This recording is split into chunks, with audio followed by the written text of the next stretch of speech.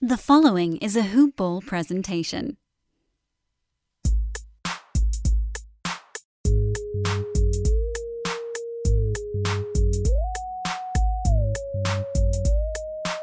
What is going on? It's the Hoop Ball Clippers podcast. Brandon Marcus here. Glad to have you with us as we are getting ever so close to the restart of the 2019-2020 season. Los Angeles Clippers will be opening back up against, of course, the Los Angeles Lakers on July 30th. So there'll be one of two games on that first day, and then it will be games galore in Orlando. Days that we see as many as 7 games. I believe one day even has 8 games on a Sunday. There's going to be a lot of basketball on NBA TV, TNT, ESPN, and of course on Fox Sports Prime Ticket. All of the games in the restart, all 8 Clippers games, will be on Fox Sports Prime Ticket with Brian Seaman, a guest of this podcast many times. You'll be able to hear him. Today's guest is going to be someone you have not heard yet on the Hoop Ball Clippers podcast, and that is Sabrina Merchant of SB Nation. We've had a couple of SB Nation folks on this podcast before, but it's our first Sabrina Merchant sighting. So she'll be on the podcast today, and we'll talk about the Clippers schedule, the 8 games the Clippers have. We'll talk about bubble concerns and how much we are concerned about the bubble. And also we'll touch a little bit on Paul George getting this apparent hoop and gym sent to his home. We knew that all the Clippers got sent the home gym, and apparently some teams weren't sending hoops to their players. Some weren't allowed. Some we weren't sure. You had players going to play at gyms that maybe they shouldn't have been at. But we'll talk about that as well. But before we get there, I got to tell you guys about something. Are you ready for this one? Support for Hoop Ball is brought to you by Manscaped, who is the best in men's below-the-belt grooming. Yep, you heard me correctly. They obsess over their technology developments to provide you the best tools for your grooming experience. You've heard about the below-the-belt grooming if you're a man. I mean, you know it for sure, right? Of course, you try to bring out those scissors sometimes, maybe a razor. I know, it could be dicey. You can accidentally snip something, maybe a little bit of bleeding. It happens above the belt too, folks, when you're trying to shave and then you cut yourself. It's not great. It's happened to me before. Try to use those scissors and then you bleed. It's not good. That's why Manscaped has redesigned the electric trimmer, okay? The Manscaped engineering team spent a grand total of 18 months. You heard me, 18 months. That is a year and a half perfecting the greatest hair trimmer ever created. And you know what? They just released a new one, and it's more improved than the last one. It's the Lawnmower 3.0. Their third generation trimmer features a cutting edge ceramic blade to reduce manscaping accidents thanks to Manscaped's advanced skin safe technology. Okay, this is an important read. You know why? Because when I tell you this is premium, I mean premium. The battery will last up to 90 minutes. You can take a longer shave. You know, you'll probably take most likely between 5 to 7, 5 to 10. That means you're not going to have to recharge your battery that often. Also, the water-resistant technology allows you to groom in the shower. You heard me. You can take that one in the shower. One of the coolest features is the LED light, which illuminates grooming areas for a closer, more precise trimming. Okay, if you're listening to me speak right now, I want you to experience it firsthand for yourself. Get 20% off. You heard me, 20% off and free shipping with the code HoopBall20 at manscaped.com. Get 20% off and free shipping with the code HoopBall20 at manscaped.com. That's 20% off and use the code HoopBall20 at manscaped.com. All right, enough of the manscaping. Let's get into the hooping. It's always great to have a new voice on this podcast. You've heard many different voices over the last several months here on the Hoop Ball Clippers podcast, but for the first time, we give a big hello to Sabrina Merchant. Sabrina, how are you? I'm doing well, Brandon. Thanks for having me on. Well, what a time it is. We are very close to basketball being back. The schedule has been released. Good for the NBA, by the way, for making it a thing. We'll talk about the bubble and just basketball being back in general a little bit later on. But the NBA trying to get some momentum and enthusiasm and excitement. And so they do the whole schedule release just like the NFL does. And it seems like it went over pretty well. What was your reaction on the whole big schedule release? I mean, I think my main reaction was that, of course, they turned Clippers Lakers into opening night again for this re-release, even though they weren't scheduled to play each other in their next 8 games. Kudos to the NBA for figuring out a way to add some excitement to the start of the Orlando games. Not that they would have been lacking anyway, but I mean, it's too perfect, right? Yeah, of course. I mean, you have Lakers Clippers that opens things up, and then you have Lakers Clippers now that opens things up again. So for anyone who has not seen the schedule thus far, July 30th against the Lakers, August 1st against New Orleans, August 4th against Phoenix, the 6th against Dallas, the 8th against Portland. It's the first back-to-back because you got Brooklyn coming up on the 9th, and then Denver on the 12th, OKC on the 14th. And for everyone that's talking about the schedule, oh, this schedule is easy, this schedule is hard, it really is just the remaining schedule for the most part for all these teams. You're just taking away the teams that did not get invited to Orlando. And for the Clippers, they were supposed to have the Nets a second time, the Pacers, and the Kings, if you went by their next 8 games, I believe it was. Instead, they get LA, Portland, and OKC. So a little bit harder, but overall, I think the Clippers got to be okay with the schedule they have in front of them, right? Yeah, I think the most important thing is that the Clippers hold on to that number 2 seed. Not so much because home court advantage is any big thing. It's just that you don't want to fall back into that morass around the 3 to 6 because the idea here is to avoid the Lakers until the conference finals. I know the Clippers match up very well against the Lakers, and it's not like they fear any team in the Western Conference. It's just I think there's a demarcation line between the Lakers, Clippers, and then the rest of the Western Conference. So staying in that 2 seed, getting an easier matchup in the first round, and then again avoiding that Staples Center series, which will not be taking place in Staples Center until the conference finals, is best case scenario. And the most important thing here is that the 3 seed in the Western Conference, the Denver Nuggets, appears to have a much harder schedule than the Clippers. So holding on to that slot should be pretty easy to accomplish in Orlando. So is it safe to say the Clippers will probably end up as the 2 seed when this is all said and done? Yeah, I would think so because, I mean, it's unlikely that they're going to leapfrog into number 1 just because they'd have to go, 6 games better than the Lakers over the 8-game stretch, which I guess is plausible, but it's unlikely that they're going to go 8-0 and the Lakers are going to go 2-6. So, I think 2 is the most likely outcome here, and I think it's reflective of how the Clippers played over the course of the entire regular season, which is kind of nice. You know what's going to be interesting to see, Sabrina, is how the Clippers come out because they won 7 of their final 8 before the stoppage. You wonder how the team is going to look. Lou Williams apparently still 50-50 to play in this bubble, although I think it does help the announcement yesterday that players can have the message on the back of their jersey. I think that definitely does help Lou Williams a little bit because I know he's very concerned about making sure that the message is not lost of Black Lives Matter and, of course, everything else going on right now. So I think that does help. But it will be interesting to see how they come out because you got to assume that minutes will be managed. I've talked about this on the podcast the last several weeks that coming into a season like this, you're going to have the 3 exhibition games. But once you get into these games that start on the 30th, I don't anticipate guys like Kawhi, PG, and anyone for that matter playing more than 27, 28 minutes. What about you? Yeah, I would completely agree. I mean, it's so strange to me the fact that they have these exhibition games against the teams that are staying in their hotel because how much do the Clippers really want to give away against the Lakers and the Bucks and the Raptors, in exhibition games? And even like that first matchup of the 8 seeding games against the Lakers, like I don't think Doc Rivers or Frank Vogel is going to throw out any specific matchups, that are going to favor them in the playoffs because it's one thing during the regular season in March when, you're not expecting to see a team in the playoffs until May, but it's quite another thing when you're this close to the postseason and you're playing one of your chief rivals for the conference title or an NBA title. I don't think that any of the contenders are going to go balls out, for lack of a better word, in these seeding games or the exhibition games.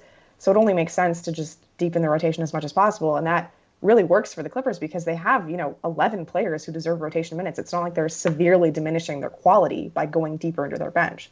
You bring up a couple good points there. The first of which is giving stuff away and how much you actually try and play your cohesive basketball, the one that got you the 7 wins in the final 8 games before the stoppage. How do you get back to that level? And frankly, it's probably not possible right away because, like I said, you want to make sure these guys stay healthy. The worst thing you can do is fire in PG and Kawhi for 35, 36 minutes and them get hurt in one of those 8 games. So you got to think it's about fitness. But the real tough thing to figure out, Sabrina, is how do you balance getting these guys fit and getting back into that basketball rhythm that you had before the stoppage? I think what's cool about the way the Clippers have, run their rotations over the course of the regular season is that, like Kawhi and PG weren't averaging that many minutes to begin with, right? Kawhi was playing 32 minutes a game, I think. PG was probably a little bit less than that, just because of all the injuries he's had to suffer, over the course of this regular season. PG was at 29 minutes per game this season. So getting back into normal kind of works in this case because normal was already a very balanced minutes distribution. And I also think the Clippers' schedule kind of works in this favor because, maybe in those exhibition games against the other top 8 teams and that first game against the Lakers, you want to play things close to the vest. But the rest of the schedule, that's a perfect opportunity, those final 7 games for the Clippers to actually try to get back into the swing of, what they were doing when they were playing so well before the shutdown. Like, I'm not worried about giving things away against Phoenix or Portland or Brooklyn, that's fine. Like, go ahead and play your best possible lineups in those games. And like we said, the Clippers' depth affords them the opportunity of getting back into a normal sort of rhythm without overtaxing their stars. Yeah, it feels like those first 3 games, the scrimmage ones, will just be about fitness and kind of be more about an all-star feel where these guys are just going up and down the court, just kind of getting a feel for, frankly, the gyms in general, because these are different gyms than they're used to shooting at. That's a good point. It's very different being in an open gym, or not an open gym rather, but an empty gym versus one with fans. And I talked to Justin Wilson about this, LA Clippers film, and we were saying how it's so different when you have fans in the arena and playing a game in that atmosphere versus what the atmosphere is going to be like here, because first, it's just different. Second, it's a different gym. Third of all, you really have the reserves that feed off the fans, and that's why the reserves normally do so well in home playoff games. You're not going to have that in this situation. So like you said to your second point earlier, the bench really does seem to matter for the Clippers. These are guys that are not hot and cold players. Lou Williams, Montrezl Harrell, guys like that, Reggie Jackson, that are proven basketball players, they should feed off this environment. I think that's one advantage that I believe the Clippers will have in Orlando. Yeah, and I think just communication is going to be so weird because guys talk a lot on the basketball court. It's just we can never hear them because there's so many other things happening in an NBA arena that just distracts from that noise. And selfishly, I'm just really excited to hear everything that's going to happen on the court. I assume some of it's going to be blocked out because the NBA is wary of too much profanity on their broadcasts, and understandably so. But I think it's going to be really interesting to see how comfortable the guys are, what volume they're willing to talk at, considering the opposing team can hear everything they're trying to say. And it's not just the players that are on the court. If you're playing against the Denver Nuggets, Mike Malone could literally just take notes on everything the Clippers are saying on the court because it's going to be that kind of environment. But the bench thing is interesting about bench players playing better at home versus on the road. I keep thinking back to last year's playoff series against the Golden State Warriors when the Clippers were so much better at Oracle than they were in Staples Center. Yeah. And for the life of me, I can't figure out why. Lou Williams was all NBA talent in Oracle and then fine in Staples Center. And it just brings it back to the point where, the Clippers, bench players may play better at home versus on the road, but the guys who play on the bench for the Clippers, they've been starters in real situations.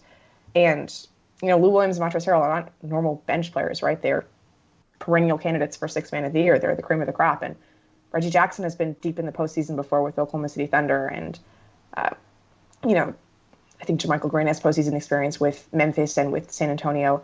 So, these are guys, sure, that you normally expect to play better at home than on the road, but it's a testament to how the team has built out its roster that they're not normal bench players, right? They're better than the average bench players, and you'd expect them to thrive in this kind of situation. And this is a team, like you said, that really is veteran laden. These are guys that have been in this situation before, and it really does seem like they've taken this stoppage seriously. They have the win the weight mentality. Ballmer apparently sending gyms and basketball courts to every single player. I mean, I saw you mention that as well with Paul George, and he was on a podcast and discussed that. I really don't think there'll be any discipline in that situation. I mean, how could you possibly discipline an owner for making sure that his players are staying sharp to benefit your product? You know, that seems very bizarre to me, is that he's trying to stay healthy, fit, and in shape to make sure that your product looks good on TV. I would assume there's going to be no penalty at all. Do you agree? Oh, yeah. I don't think there's any way to really enforce that line, especially because I believe either Doc Rivers or somebody else said that the Clippers had secured permission to send fitness equipment to their players' houses because, I mean, that happened like the week of the shutdown. They sent like Pelotons and just a whole mess of home gym equipment to each player on the team.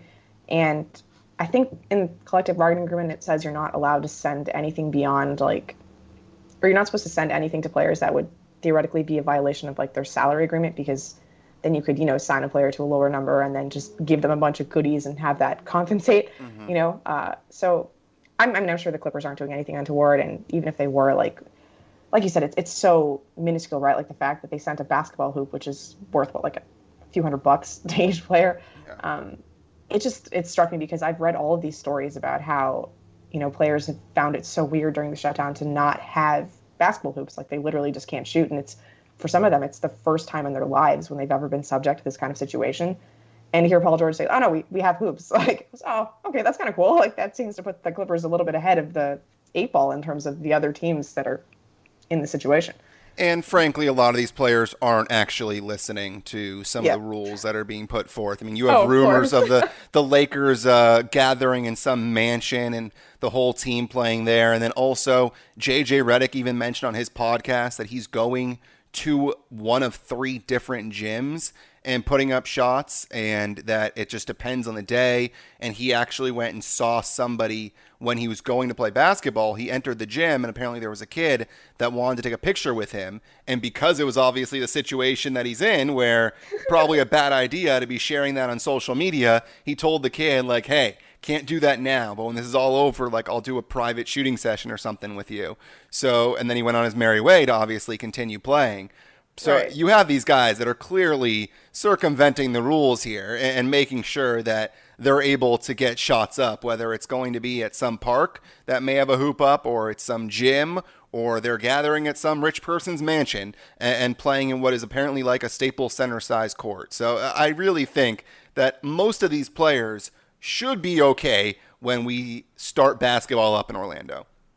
Yeah, I still think there's going to be some genuine rust. I mean, yeah. I know that the quality of play at the start of the season, like just based on the eye test, it seems like it's not as good as later in the season. But statistically, there's no real difference, between how people look at the start of the season and how they look later on. And it's kind of different from a normal offseason because, we're coming back with the same set of players, right? Like it was one thing in October when Paul George had literally done no training camp or no preseason and just shoving him onto a team that had so many new players. But these guys have all played together before. They've played successfully together before.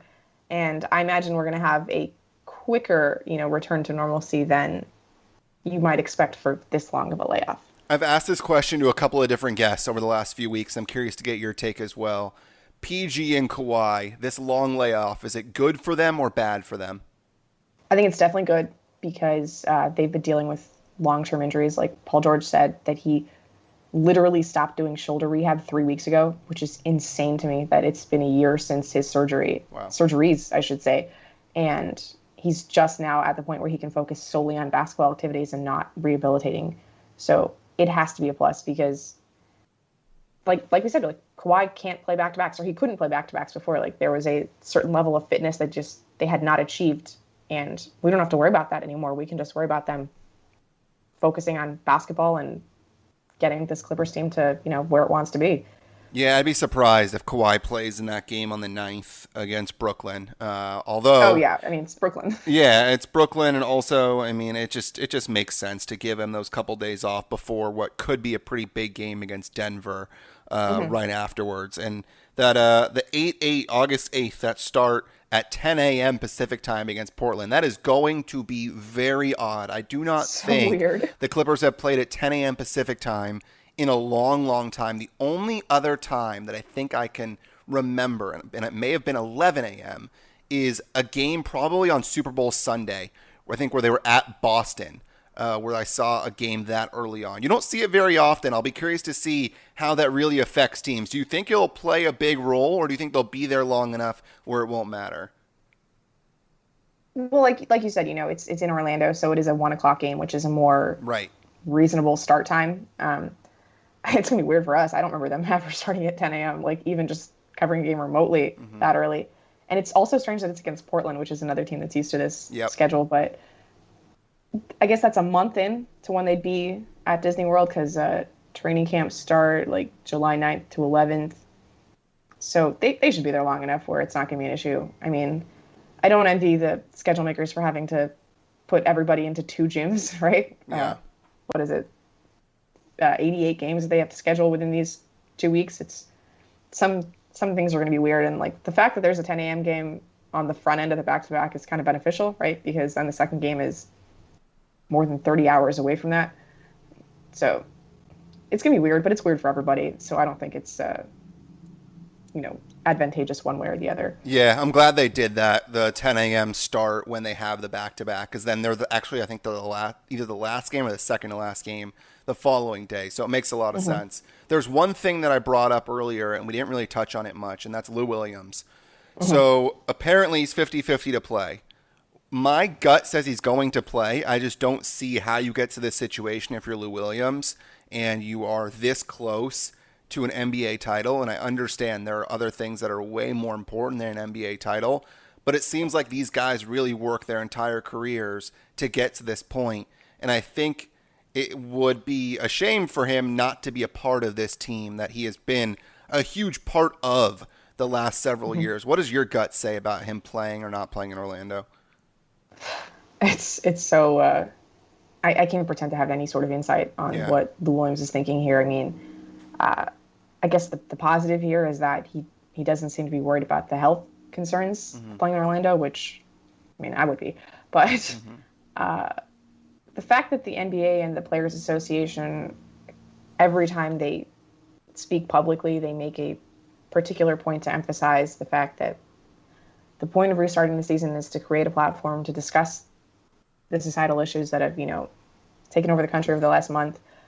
Like you mentioned earlier, that they're allowing players to, use the names of individuals who have been killed, like Breonna Taylor or George Floyd, or even just Black Lives Matter on their jerseys, I think is really important just to keep that message visually there all the time. And I mean, another thing that you said, like Lou Williams, he kind of is this version of the Clippers, right? Yeah. That group of players that they got back in the Chris Paul trade, Pat Beverly, Lou Williams, Montrezl Harrell, they're the longest tenured Clippers. They're the ones who have really created this new identity of what the Clippers are, that grit over glam, we over me, that everything that starts with those three.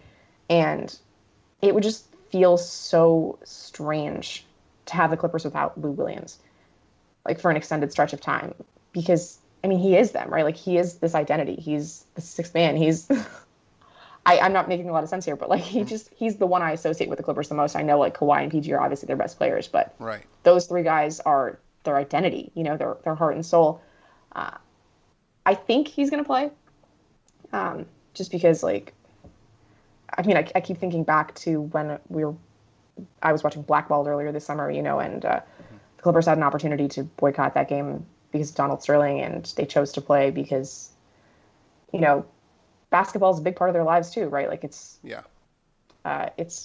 they're not independent, right? Like you can't just give away something you've worked your whole life towards. And I think Lou Williams will figure out a way to keep the appropriate amount of focus on combating systemic racism and improving hiring practices in the NBA, and all of the issues that are genuinely very important.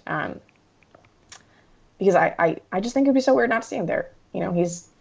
he's Mr. Clipper at this point. Yeah, no, it's an interesting comparison with Sterling because it's obviously very, very different.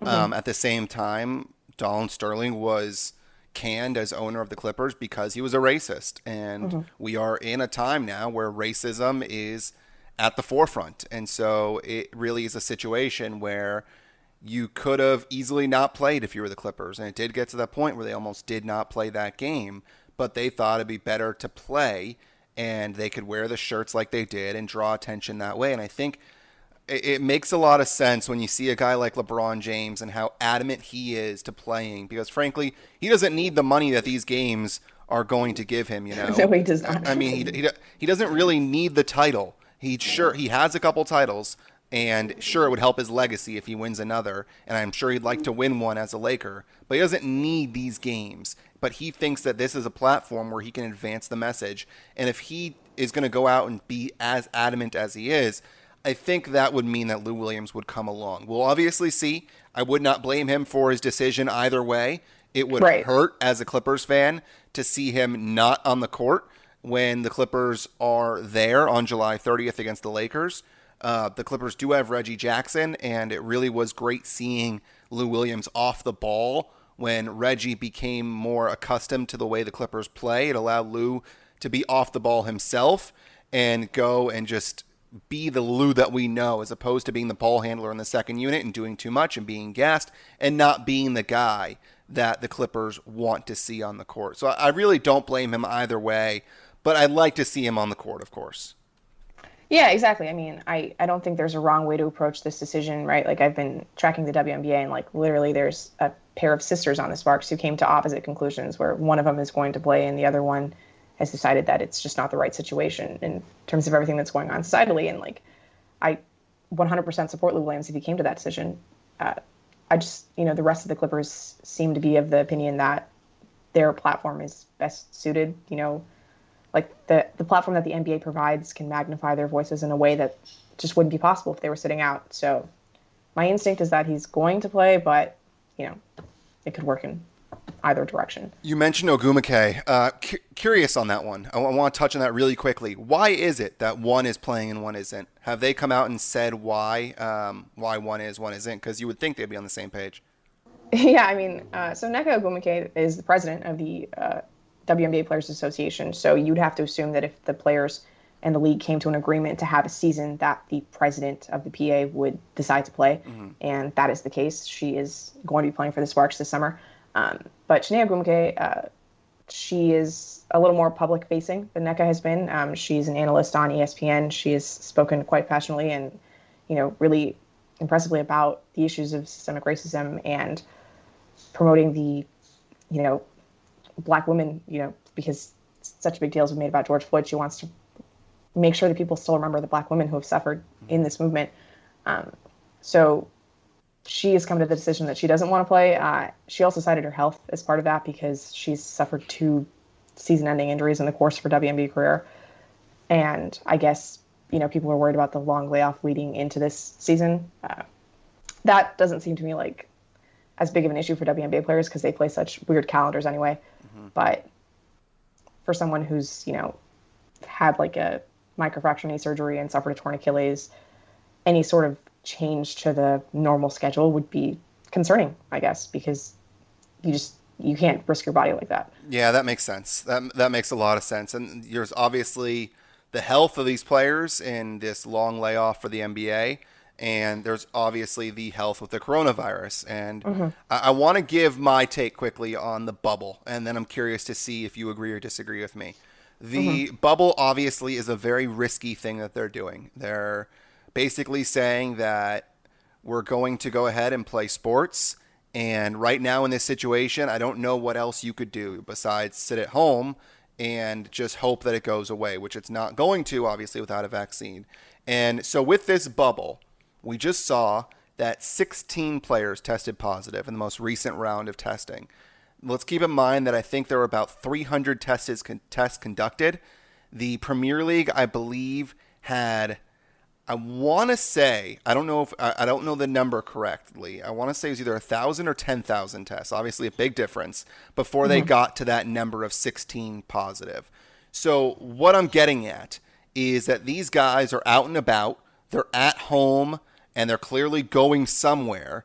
And what happens is when you get this virus, you're most likely going to pass it on, whether it's someone in your household or you're out and about, you're going to pass it on to somebody else. If you're in a bar, you're going to go and give it to somebody else. So my take on this is that more than likely, you'll probably see very few cases in this bubble because these players are being told to isolate for, I believe, 2 days once they get there. Then they have to get the negative tests, and they have to stay in the bubble.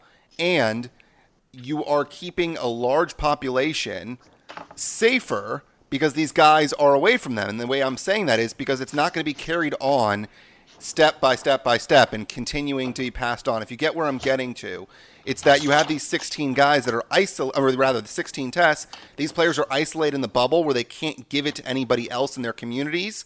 Instead, it's just these guys that are in Orlando playing basketball. Do you get where what I'm saying? Does that make sense? Yeah, I mean, in a way, like the players are kind of being separated from the rest of the community at large. Right. Yeah. Exactly. And they're not able to pass it to somebody else. Whereas if they were not in this bubble, they would be passing it on. So I think they're safer in the bubble, and the larger community in general is safer with these guys in the bubble, is my take.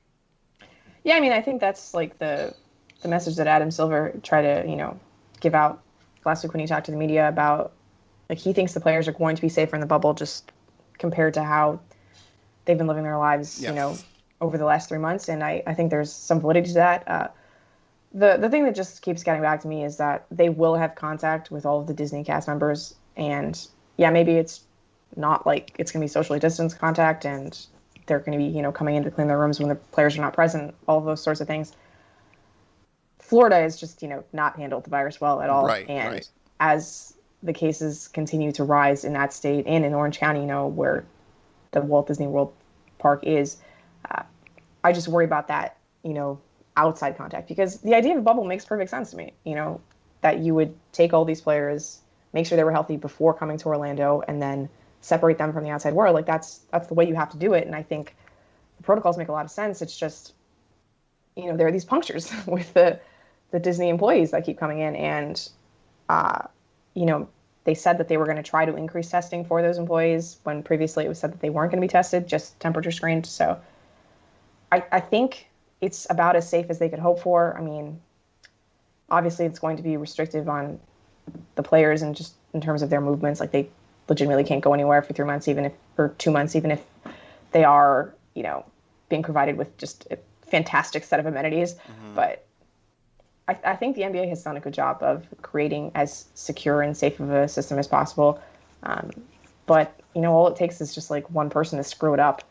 And then, maybe we're looking at a few players testing positive at really inopportune situation. Yeah, exactly. And you bring up the Disney cast members, and I've talked about this recently, that it just doesn't make sense that these cast members are going home and then coming back. I floated the idea that these people work 3 or 4 days at a time. They stay in a hotel and they are on the shift for their normal 8 hours. They stay at the hotel. I know obviously it sucks to be away from friends and family for that long, but it's just a couple of days, and then you go home for a couple of days, and then you come back and you do it where you test them before they come back. And I know it doesn't make sense bringing them back and forth, but at the same time, it's better to have them there for a longer stretch of time, whereas bringing them back and forth every single day, you do risk the virus spreading. And that is my biggest concern, honestly, is the employees that more than likely are not going to get close contact, like you said, because you're going to have the dinners being served,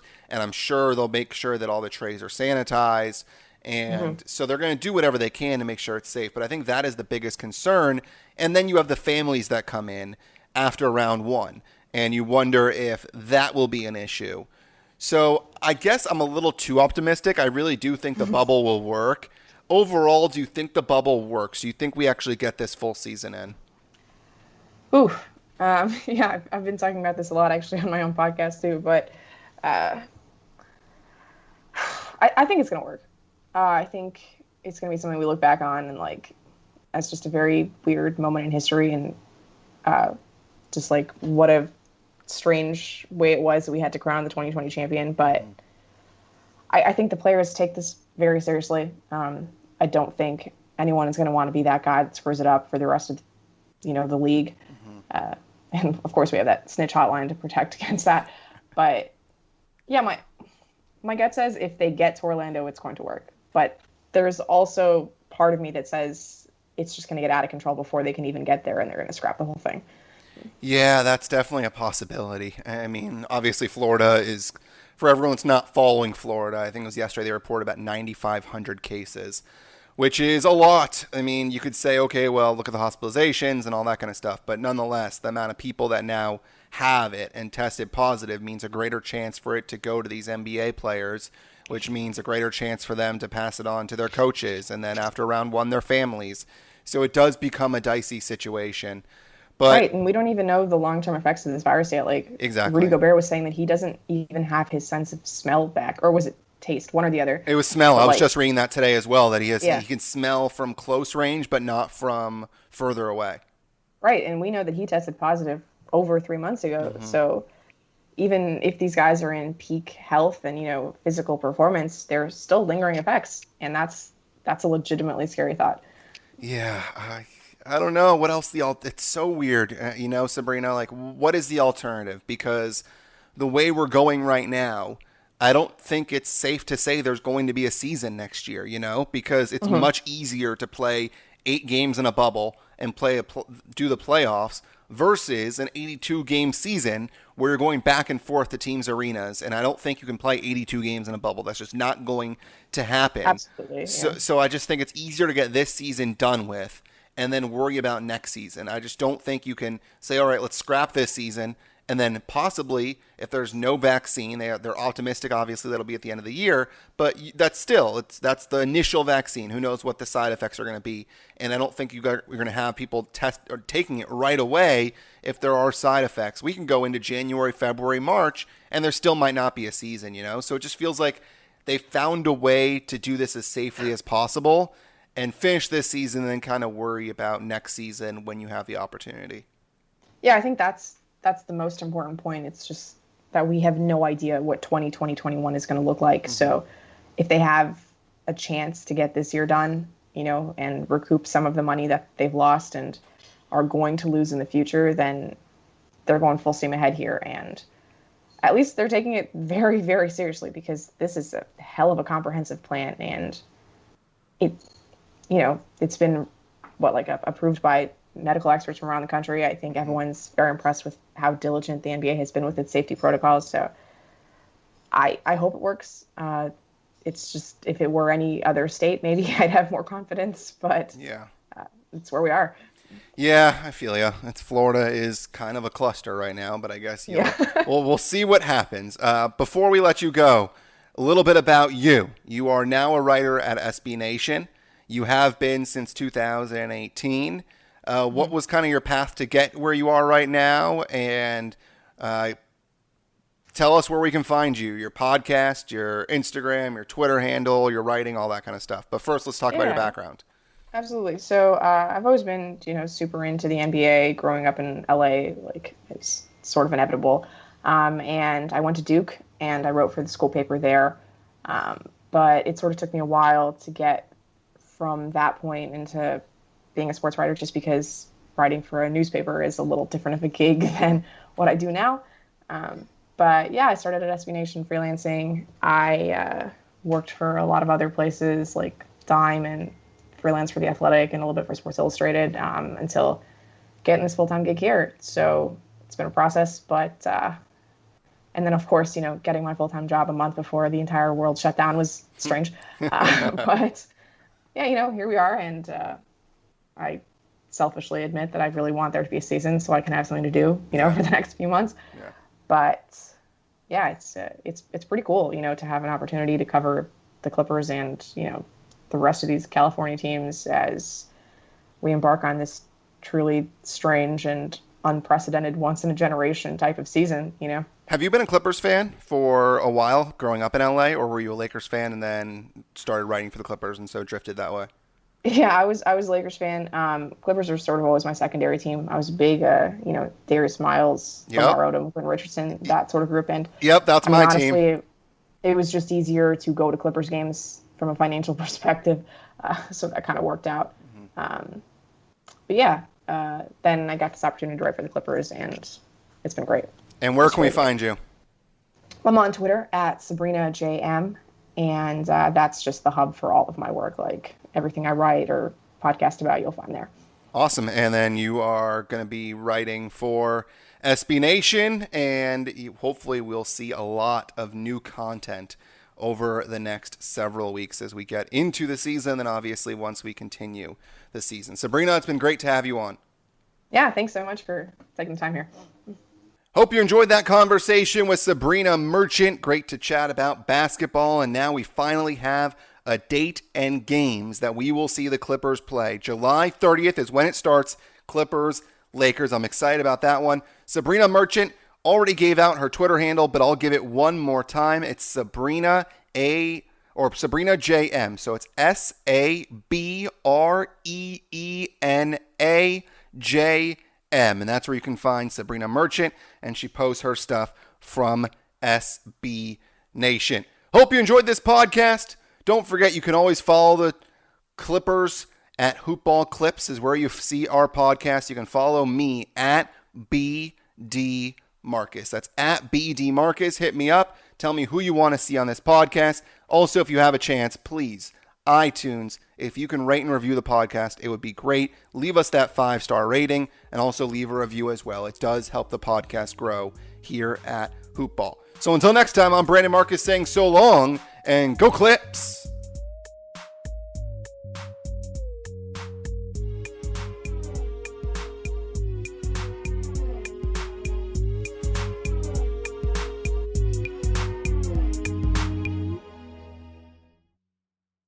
This has been a Hoop Ball presentation.